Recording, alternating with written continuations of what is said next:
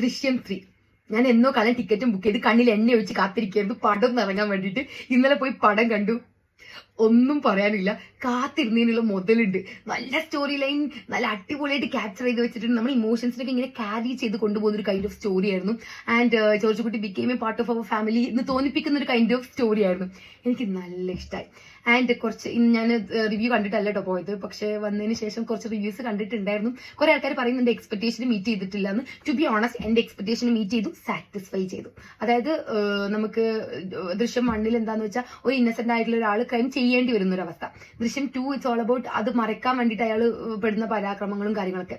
ദൃശ്യം 3 എനിക്ക് എപ്പോഴും ഉണ്ടായിരുന്നു പീസ് ഓവർ എനിത്തിങ് എന്നുള്ളൊരു ടോപ്പിക്കിൽ പറയണമെന്ന്. കാരണം ഒന്ന് ആലോചിച്ച് നോക്ക്, മാരക ട്വിസ്റ്റുകളും കാര്യങ്ങളും സ്റ്റോറിയിലുണ്ടെങ്കിലും ജോർജ് കുട്ടി എന്നുള്ളൊരു പേഴ്സന്റെ സമാധാനം എവിടെ? സോ ആ ഒരു ടോപ്പിക്കിൽ ഇത് പറയണം എന്നുള്ളത് എന്റെ ഒരു ആഗ്രഹമായിരുന്നു. സോ ഇറ്റ്സ് ലൈക്ക് അങ്ങനെ ആ ഒരു ടോപ്പിക്കിന് ലൈക്ക് മുൻതൂക്കം കൊടുത്തുകൊണ്ടുള്ള ഒരു സ്റ്റോറി കാര്യങ്ങളായിരുന്നു. പിന്നെ അതുപോലെ തന്നെ ലൈക്ക് ഇത്രയും കാര്യങ്ങൾ ചെയ്തു എന്ന് നാട്ടുകാർക്ക് എല്ലാവർക്കും അറിയാം. സോ ആ ഒരു നാട്ടിൽ എങ്ങനെ ഫിറ്റ് ഇൻ ചെയ്യും, അങ്ങനത്തെ കാര്യങ്ങളൊക്കെ വളരെ ബ്യൂട്ടിഫുൾ ആയിട്ട് ചിത്രീകരിച്ചിട്ടുണ്ട്. എനിക്ക് നല്ല ഇഷ്ടമായി.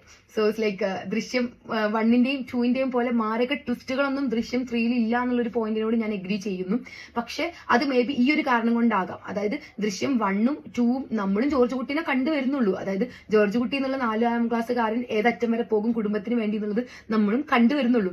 സോ ആ സമയത്ത് അതൊക്കെ നമുക്കൊരു എക്സൈറ്റ്മെന്റ് ആയിരുന്നു. പക്ഷെ ദൃശ്യം 3 ആയപ്പോൾ നമുക്കൊരു ലൈക്ക് നമ്മൾ അണ്ടർ എസ്റ്റിമേറ്റ് ചെയ്തിട്ടില്ല ജോർജ് കുട്ടീനെ. നമുക്ക് കറക്റ്റ് ഒരു ഐഡിയ ഉണ്ട് മുപ്പര് ഏതറ്റം വരെ പോകുന്നത്. ബിക്കോസ് മുപ്പർക്ക് ആകെ ആ ഒരു ഫാമിലി മാത്രമേ ഉള്ളൂ ലൈഫിൽ, വേറെ ആരും ഇല്ല.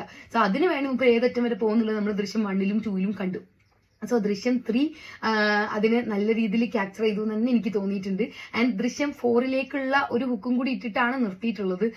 അത് വേണോ എന്നുള്ളൊരു ക്വസ്റ്റ്യൻ എനിക്ക് ഉണ്ട്. കാരണം എന്താണെന്ന് വെച്ചാൽ നല്ലൊരു സേഫ് ലാൻഡിങ് ആയിരുന്നു. പക്ഷെ ഇനിയിപ്പോ വേണമെങ്കിൽ നല്ലൊരു സ്റ്റോറി സ്കോപ്പും ഉണ്ട്, അതിലൊന്നും പറയാനില്ല. എനിവേ നമുക്ക് ദൃശ്യം 2 നമുക്ക് തിയേറ്ററിൽ കിട്ടിയിട്ടില്ല. സോ ദൃശ്യം 3 എങ്കിലും മസ്റ്റ് വാച്ച് ആണ്. തിയേറ്ററിൽ തന്നെ പോയി തന്നെ കാണാൻ നോക്കുക. It's like really good. എനിക്ക് നല്ല ഇഷ്ടമായി.